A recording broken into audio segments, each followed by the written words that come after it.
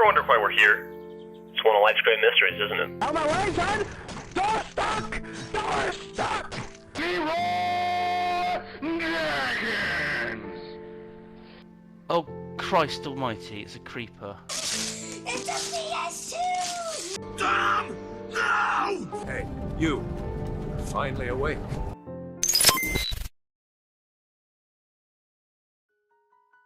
Gaming 10 years ago felt as if progression took place inside the player's head and inside the game with unlockable areas, unlockable items and achievements that were important to the player playing the game. There were rewards in just completing and playing the game as it was, in the way that you chose to play it. When somebody had the recon armor in Halo 3, you knew they had completed the campaign on Legendary. Nowadays, when somebody has the best skin in Fortnite or Valorant, you know that it was just their credit card that was used to purchase it. The skins don't represent anything of the player except from that they were willing to spend money on it and buy it. Games in the past were made to be played once, and they lasted because the interaction and the game itself was so fun that people chose to keep playing it after many years. And now games are made as a service, designed to keep you addicted and most importantly, spending money. When you play a multiplayer game now, the first thing that you see is a battle pass, and that's exactly the focus of the game. How can we get you to spend as much money as you can for this very short experience? And when I ask people, what game do you consistently play and never drop? I hear 5 games: Minecraft, Skyrim, League of Legends, Counter-Strike and GTA 5. And this is worrisome because all those games are over 10 years old. Where are the new games? Hey you, yeah you pretty boy, you gotta wake up. It's time to wake up, pretty boy. Hey, yeah, it's been pretty rough in here in prison. I've been eating the beans. And to be honest, I'm pretty hungry. So if you don't want to die in this old prison, you're gonna have to become a channel member. By becoming a channel member today, you're going to help me make better and more consistent content. I love making YouTube videos for you guys, and being able to do that full time would be amazing. So if you want to support me, please become a channel member today. Anyway, now I'm getting a little bit frisky, so you're gonna have to go back to Dream World. So just take a whiff of this, yeah, yeah. Gaming has changed. Old games were about social features and being a virtual playground to meet new friends or to enjoy your time with old friends. And now we're in the age of repetitive gameplay loops that use microtransactions and partnerships with franchises to keep you hooked. And the biggest problem with many AAA games is that they're in development for over 10 years. But that does have some good impacts on the gaming industry as well. The age of indie games is now. People are playing and trying more indie games than ever because they are finding more enjoyment in these games than in big AAA games that are releasing today. But a common thing I'm seeing with people of all ages is the slow distancing from video games altogether. Some people are saying this is just older people who are becoming less interested in games, but I don't think that's true because you're seeing it across the board. Look at the most popular YouTubers of today. They're not gamers, they're people who are going out in real life and doing real things. Watching gamers, playing games, and anything really to do with gaming has dropped significantly in the last few years. Then there were YouTubers who just died off because they're not getting enough views. People such as GassyMexican, Uberhaxornova, Sly Foxhound, Diction, Chimney Swift. These are people who used to make 100,000s of views and now they're struggling to even get 20k views. And then you have YouTubers who have fully quit gaming at their highest point, such as Seananners and PewDiePie, purely because they lost interest in the hobby. The only people who seem to be floating as gaming YouTubers are video essay channels and Minecraft YouTubers. And the majority of Minecraft YouTubers actually hate making Minecraft videos. They dislike playing the game. They only do it because it's become a job and they know that their audience will watch and consume it. Games have also become harder to socialize in. Back in the late 2000s and the 2010s, it was very easy to get into public lobbies where you had conversations with new people all the time. Now with the rise of Discord and social media in general, also with the lack of social elements in newer games, there is a huge decrease of people who actually want to use their mics, meaning that new friendships aren't being made. I think during those years when Xbox Live was really popular and it was very easy to get into matches and make new friendships, or even if you didn't make new friends, you had social experiences that made the game more interesting. I think games like Phasmophobia, Among Us,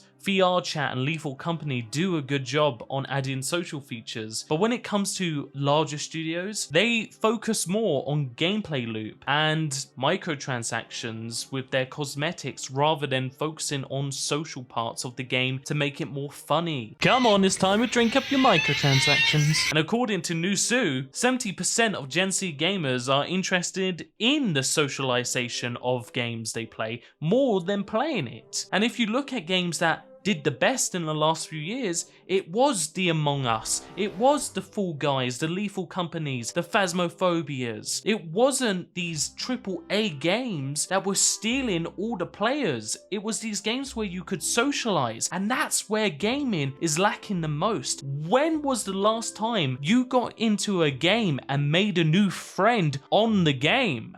And then there's companies pushing hard against social features because they want to stop hate and bullying. But then it's also having a bad impact in that people are finding it harder to connect to each other. People like the idea of their chat being free and even being able to have a little bit of chaotic experiences in the chat, as it makes the game more interesting. Look at servers on Minecraft such as 2b2t. The server is about the toxicity and complete freedom of chaos in a Minecraft server. I also think this is why single player games are becoming more popular than ever, is because social games are becoming harder to socialize in. So people don't want to play them as much. They would rather play a game by themselves that's focused around a story. Sea of Thieves is a good example of a game that is amazing with friends, but absolutely terrible alone. Firstly, if you try to play with randoms in Sea of Thieves, nobody speaks, nobody wants to get the game actually started and help get the ship going, and it does a bad job on allowing crews to join each other, and it's very hard to get other crews to actually work and socialize together, as other crews are mostly focused on PvP if they do have a 4-stack. To actually have fun on Sea of Thieves, you need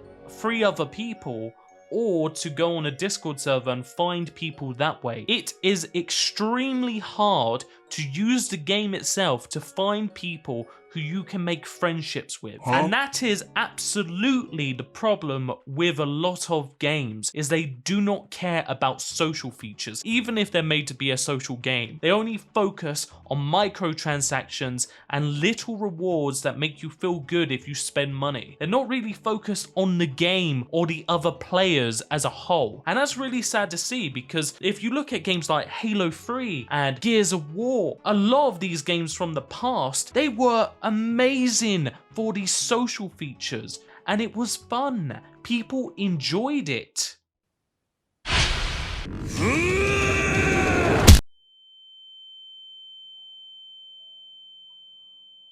I am the Great Elder Tubby, also known as Tinky Winky.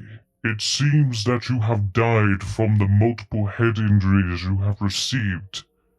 But lucky for you, you must complete your task we have set upon you. The hardest one known to man, getting through a Jamble video. So I will bring you back to life to finish this. Good luck. So, is gaming not fun anymore? No. There are plenty of games that are really fun and exciting to play, but gaming has definitely had a drop in quality. Games always feel buggy and bad when they release, don't they? And it takes about a year or two for that game to actually become good or playable. And then most of these AAA games take 5 to 10 years to even be made now, when it used to take 1 to 3 years in the past. What's happened there? On one hand, you have these people saying that making games is easier now than ever, and that there are more game devs than ever, but it takes 10 years to make a game that would normally be made in about 3 years originally. Is it that these newer devs don't have the drive that older devs had to prove that their games were good? Are game developers not being given freedom to experiment and add new things to games, so it's just become another boring job rather than something creative and innovative? These are genuine questions I have. I have no idea why there's so many game developers out there, but games are taking longer than ever to be made. And with gaming becoming mainstream, it seems like that the games themselves focus less on gamers